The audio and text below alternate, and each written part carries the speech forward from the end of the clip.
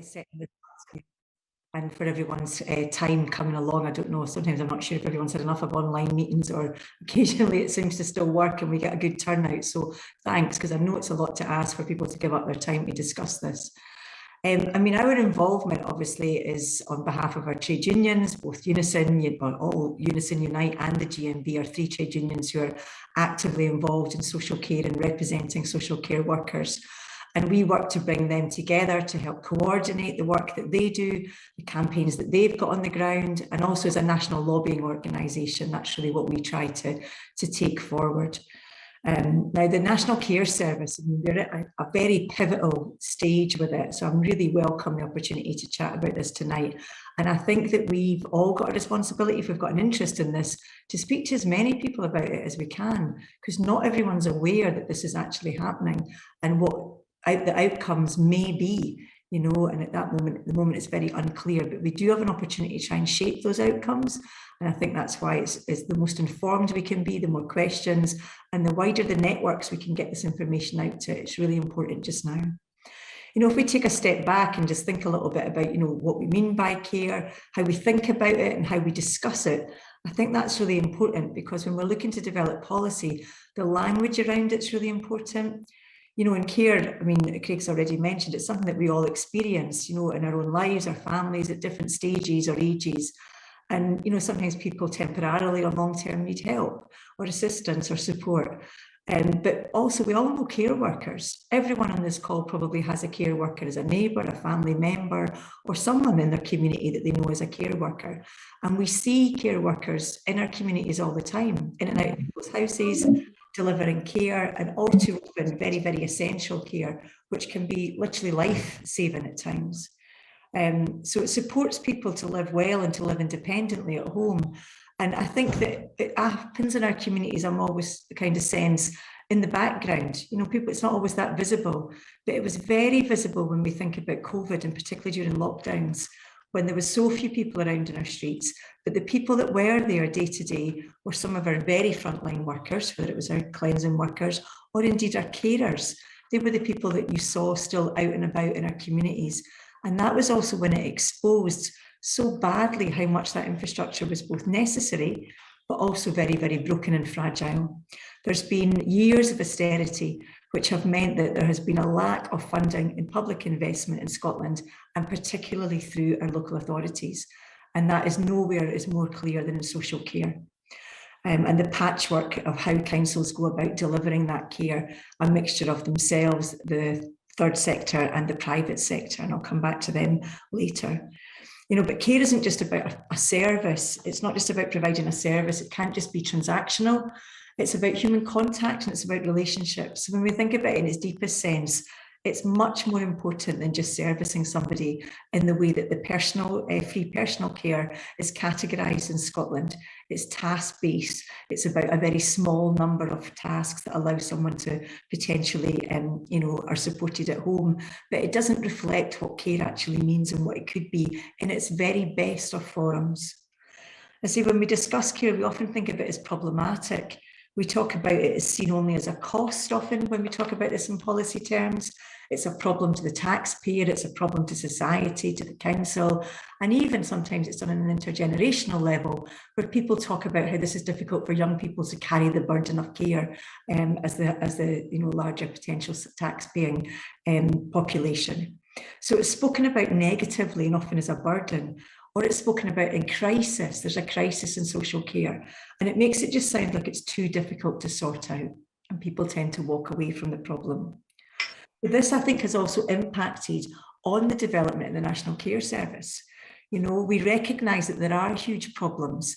There is a postcode lottery, there is service provision issues everywhere, there is a huge issue just now about recruitment and retention of staff. And we know that we need change.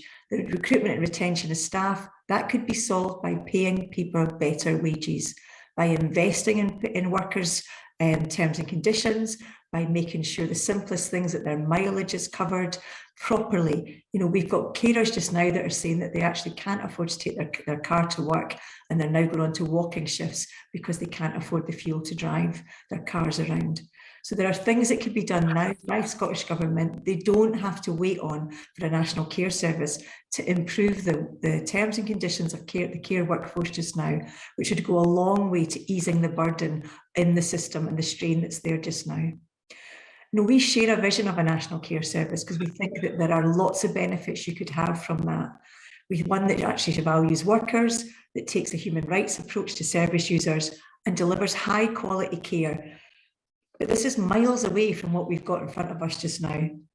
There's a really common model of care when you think about service users' point of view, and it takes in three elements that delivered both in terms of private care, public service and family care. And if we think of that as the whole, and the whole there is therefore your service needs, your care needs would be that entire circle. But there's another part to that.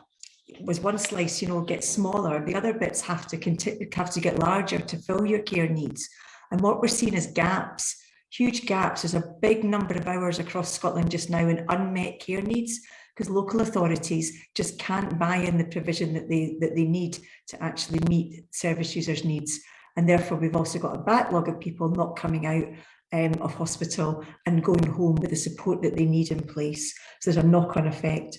So while Scottish Government brought in free personal care, and it's welcome, and I think it was well-meaning, as I say, it's task-based. It doesn't really focus on what care is, and it certainly doesn't go far enough. What it means, therefore, is those that have got resource actually can get extra care. And that resource could be in terms of buying in private care, or it could be social resource, where they've actually got friends, family, or neighbours that they can rely on as well. But there are people with neither of those things, and that's where there are huge gaps in the care needs. So we also need to consider when we talk about care, who provides the care, whether it's private, public service, third sector, or family. It's women all too often that are providing that care, with around between 85 and 90% of carers in Scotland are women, and often Black and minority ethnic women, and often migrant workers. So, we're committed to making sure that we solve some of the problems in the social care, not just in terms of addressing the issues directly for the workforce, or that is our absolute priority, but because we know that if we solve these problems, it actually helps to fix some of the wider issues in society. And therefore it would go around, we need to think about the role of unpaid carers in that, but also it would improving the terms and conditions of the workforce. It actually helps us to tackle both gender and race pay inequality in Scotland. And this also would have a knock-on effect in communities and in our economy, because if you put money in women's pockets, as we know from lots of research, they spend it, and they spend it locally. Something's stopping our aspirations about this. When we think about, the National Care Service, it just seems problematic all the time. And one of the main issues that's stopping us being aspirational about it, and I touched on it earlier, is about those that are providing care for profit. Now, the research that we commissioned last year showed unequivocally that there is a larger number of complaints are upheld in private care, that the staffing levels are lower, and that wages are lower, on average about £1.60 an hour lower. So we've got calls for funding and for investment, but these funding and investment has to be framed around transforming who provides the care. If it continues to be privately provided, then we're at risk. We all know of care providers that have just packed up and walked, and the local authority is suddenly left with their care package to deliver very, very quickly. And if we don't address that, then we're just pouring public money into a bucket with huge, large holes in it. So tonight, I'm sure we'll hear also about some of the detailed concerns that people have about the bill. The scope of the bill, who's in the bill, who's out, what's the role of local authorities? Will they going to have to bid to deliver the services that they already currently deliver? Why are we setting up this pseudo system, this other shadow governance organisation of care boards? Who are they? Who are they going to be accountable to? There's far too many questions in there that are completely unanswered. Now, the list of problems could go on, but it might be helpful to also for us to think about what needs to be done and how do we change the narrative around this. Talking about a National Care Service and having a government that has said that they want to develop one should be an exciting prospect.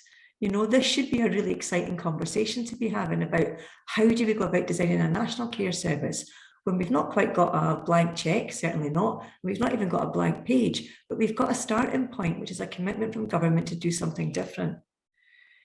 But yet we've not. All we see everywhere we turn, whether it's Parliament committees, MSP groups, the SNP's own trade union group, service providers organisations, indeed service provision organisations, some of them as well, are all pointing out the difficulties and the problems with this.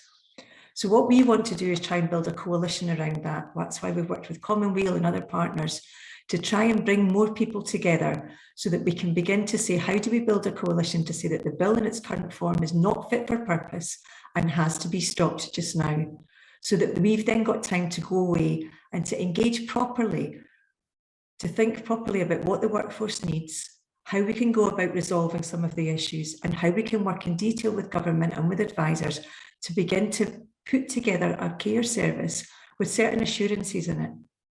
And our starting point for us, one of them would be that there needs to be no mass transfer of workers out of local government. We also need to make sure that the profiteers, we want to use this process to shine a light on that, to shine a light on the waste of public money that goes straight overseas and into offshore accounts. And we also want to talk about how we get collective bargaining into social care. Several years ago, the Independent Care Review, Adult Care Review, the Feely report said that collective bargaining needs to be brought in for social care, and we're still waiting. None of that has progressed particularly at all. So there's lots of things that we could do to help the workforce to make sure that they get the pay and the terms and conditions, and that this career is recognised as the professional service that it delivers for service users. So I'm looking forward to hearing from other people tonight and for us beginning to work out how we can together build a coalition around this to stop the bill and to make sure that we do get the transformative national care service that we need. Thank you.